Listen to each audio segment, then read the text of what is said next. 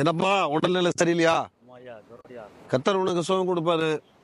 இப்படிதான் வேதாகமத்துல மத்தேயு 5ஆம் அதிகாரத்துல சொல்லப்பட்டிருக்கிறது.